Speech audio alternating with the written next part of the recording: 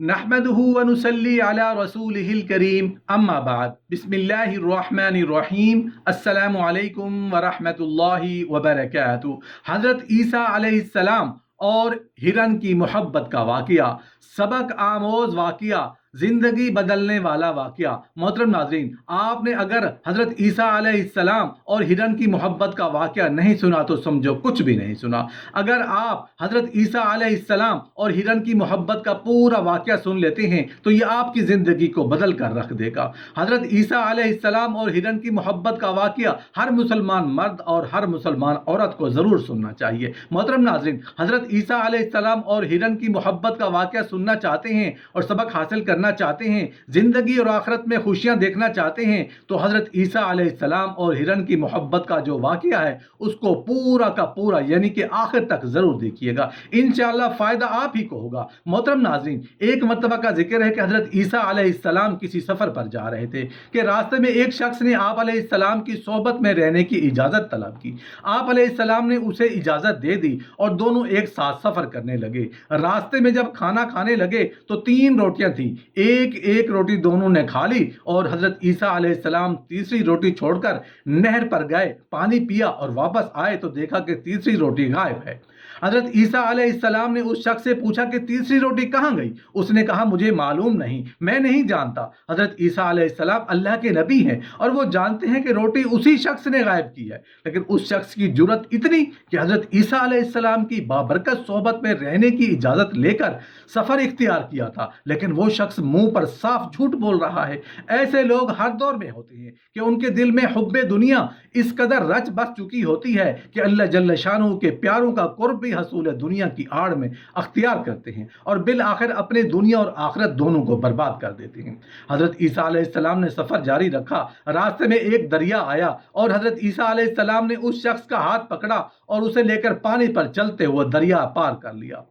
اسے ایک مرتبہ پھر پوچھا، تجھے اس رب کی قسم جس نے تجھے میرے ہاتھوں یہ معجزہ دکھایا، سچ بتا تیسری روٹی کس نے لی تھی؟ وہ نامراد بدبخت انسان ایک مرتبہ پھر کہتا ہے کہ مجھے معلوم نہیں کس نے لی تھی۔ اب دیکھیں، جو شخص اللہ کے نبی کے اتنے بڑے بڑے معجزات دیکھ رہا ہے اور پھر بھی وہ اتنا ضدی اور ڈھیٹ ہو گیا ہے کہ دنیا کی لالچ اور محبت نے اس شخص پر ایسے پردے ڈال دیے ہیں کہ اللہ کے نبی کی بارگاہ میں انکار کر رہا ہے۔ اگر وہ اعتراف کر لیتا تو تیسری روٹی میں نے کھانی ہے، میں نے لینی ہے، تو اس کا کیا جاتا تھا؟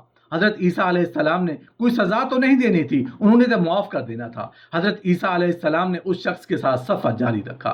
راستے میں ایک ہرنی کے بچے کو دیکھا۔ حضرت عیسیٰ علیہ السلام نے اس ہرنی کے بچے کو بلایا اور حکم پاتے ہی فوراً حضرت عیسیٰ علیہ السلام کی خدمت اقدس میں حاضر ہو گیا۔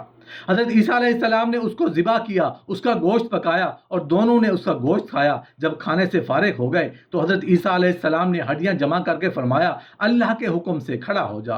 یکا یک وہ ہڈیاں دوبارہ ہرنی کا بچہ بن گئیں اور ہرنی کا بچہ زندہ ہو کر کھڑا ہو گیا۔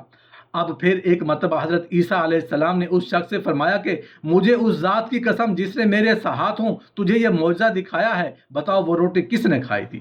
وہ شخص کہنے لگا مجھے معلوم نہیں، میں نہیں جانتا وہ روٹی کس نے لی تھی۔ حضرت عیسیٰ علیہ السلام نے سفر جاری رکھا اور راستے میں ایک ویران صحرا آ گیا اور آپ نے کچھ ریت جمع کی اور فرمایا کہ اے ریت، اللہ جل شانہ کے حکم سے سونا بن جا۔ ریت نے عمل کیا، ریت سونے میں بدل گئی۔ حضرت عیسیٰ علیہ السلام نے اس سونے کے 3 حصے کیے اور فرمایا ایک سونے کا حصہ میرا، دوسرا تیرا اور تیسرا اس کا جس نے وہ روٹی لی تھی۔ وہ لالچی شخص فوراً کہنے لگا جی حضرت وہ روٹی بھی میں نے لی تھی۔ نبی کریم صلی اللہ علیہ وسلم ارشاد فرماتے ہیں کہ دنیا کی محبت جتنی دل میں ہوگی اتنی منافقت بڑھتی چلی جائے گی۔ حضرت عیسیٰ علیہ السلام نے اس شخص سے فرمایا کہ 3 حصے تم ہی لے لو، تمہیں یہ دنیا کی دولت مبارک ہو۔ حضرت عیسیٰ علیہ السلام اس شخص کو وہیں چھوڑ کر آگے روانہ ہو گئے۔ اب وہ شخص اتنا سونا ملنے پر بہت خوش ہوا۔ پھر 2 آدمیوں نے اسے سونے کے ساتھ دیکھا تو ارادہ کیا کہ اسے قتل کر کے اس کا سونا چھین لیتے ہیں اور آپس میں تقسیم کر لیں گے۔ اس شخص نے کہا کہ مجھے قتل نہ کرو، میری جان بخش دو۔ ایسا کرتے ہیں کہ سونا تینوں تینوں تقسیم کر لیتے ہیں۔ ہم میں سے ایک شخص بازار جائے اور کھانا لے کر آئے، ہم کھانا کھا کر آپس میں سونا تقسیم کر لیں گے۔ اب ان تینوں میں سے ایک شخص کھانا لینے بازار جاتا ہے، لیکن فوراً دنیا کا لالچ اور دنیا کی محبت اس شخص پر غالب آ جاتی ہے۔ اس نے اس نیت سے کھانے میں زہر ملا دیا کہ میں واپس جاؤں گا اور انہیں کھانا کھلاؤں گا، وہ کھانا کھا کر مر جائیں گے اور سارا سونا میرا ہو جائے گا۔ اب جو دو وہاں رہ گئے تھے انہوں نے آپس میں مشورہ کیا کہ جب تیسرا شخص کھانا لے کر آئے گا تو ہم اسے قتل کر کے آپس میں سونا تقسیم کر لیں گے۔ جیسے ہی وہ تیسرا شخص کھانا لے کر پہنچا تو ان لوگوں نے اس شخص کو قتل کر دیا، اور قتل کرنے کے بعد یہ دونوں مل کر زہر ملا کھانا کھانے لگے۔ بالآخر کھانا ان کی موت ہی واقع ہو گئی اور سونا وہیں پڑا رہ گیا۔ کچھ عرصے بعد حضرت عیسیٰ علیہ السلام کا دوبارہ وہاں سے گزر ہوا تو دیکھا کہ سونا وہیں موجود ہے اور 3 لاشیں وہاں پڑی ہیں۔ اس وقت حضرت عیسیٰ علیہ السلام نے یہ دیکھ کر لوگوں سے فرمایا، دنیا ایک دھوکہ ہے، اس سے بچو، یعنی جو اس کی لالچ میں پھنسا وہ ہلاک ہو گیا۔ حضرت عیسیٰ علیہ السلام کے واقعے سے ہمیں یہ سبق ملتا ہے کہ یہ دنیا کی محبت ہی ہے جو انسان کی اس عارضی زندگی کو بھی برباد کر دیتی ہے اور آخرت کی دائمی زندگی کو بھی برباد کر دیتی ہے۔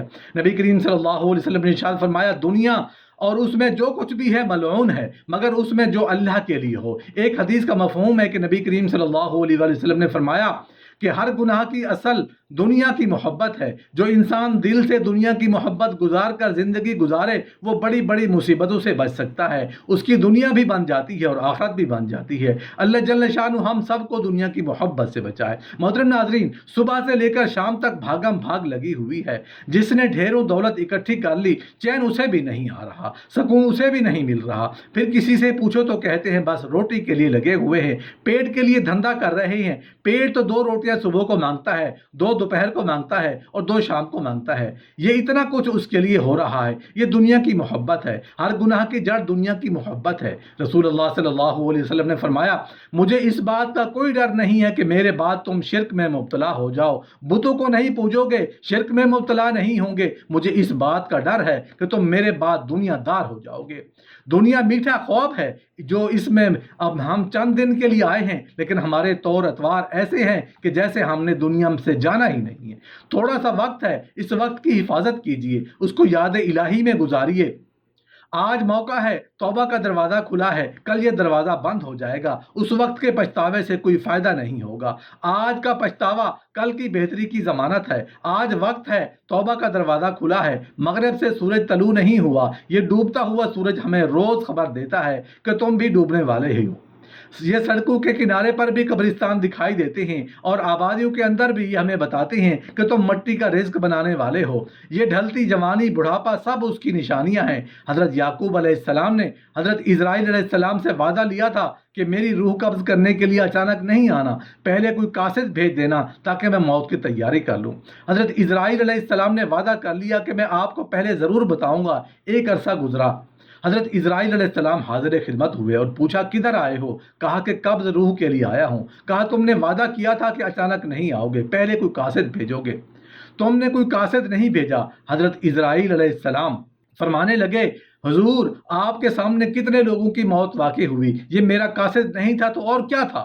ہمیں اپنے اگلے قدم کا بھی نہیں پتا کہ اگلا قدم اٹھا بھی نہیں سکیں گے یا نہیں۔ فرمایا کہ زندگی اور موت کے بارے میں کیا خیال ہے؟ کہا فجر کی نماز پڑھی ہے، پتہ نہیں ظہر پڑھیں گے یا نہیں۔